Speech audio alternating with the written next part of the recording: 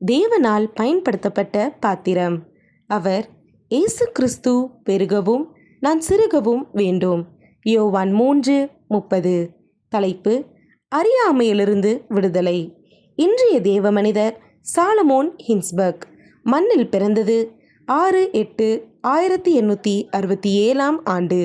விண்ணில் சென்றது 1/4/1927 ஆண்டு. ஊர் ஸ்வால்கி. நாடு போலந்து.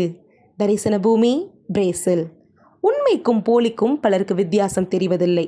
நிழற் படங்களை நிஜம் என்று நினைத்து அழுபவர்கள் பலருண்டு. டிவி சீரியல்களிலே மூழ்கி கிடந்து அதையே உண்மை என்று நினைப்பவர்களும் உண்டு.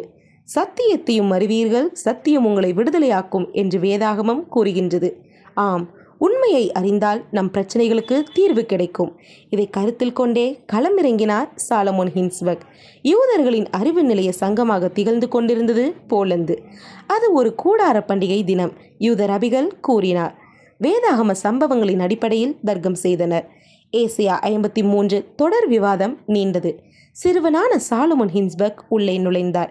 இவர் ஒரு யூத ரபியின் மகன். தன் தந்தையிடம் இவ்வதிகாரத்தில் குறிப்பிடப்படும் இறை மனிதன் யார் என்று கேட்டார்.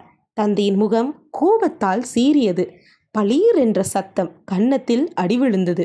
அங்கிருந்து அழுது கொண்டே கடந்து சென்றார் ஹின்ஸ்பர்க். 2 வருட இடைவெளி. தீர்க்கதரிசி ஒருவர் ஏசியா 53 அதிகாரத்தின் அடிப்படையில் போதனை செய்வதை அறிந்து அங்கு சென்றார்.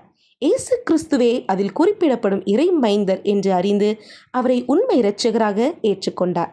ஒரு நாள் தன் குடும்பத்தையும் வீட்டையும் விட்டு இயேசுவின் சீடனாக புறப்பட்டு வந்தார். வேதாகம கல்லூரியில் இணைந்து சத்தியங்களை தெளிவாக கற்றார். தன்னை ஒரு மிஷனரியாக அர்ப்பணித்தார். பேப்டிஸ்ட் மிஷனரியாக பிரேசில் நாட்டை நோக்கி பயணித்தார்.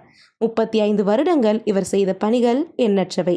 மாயையான போலியான காரியங்களில் சிக்கொண்டிருந்த மக்களை சத்தியத்தின் பாதையிலே நடத்தி அவர்களை பாவத்திலிருந்து விடுதலை பெற செய்தார். அன்பரே, போலி செய்திகளை அகற்றி சத்தியத்தை நிலைநாட்ட நீங்கள் ஆயத்தமா? வாழ்விலிருந்து வாழ்வுக்கு.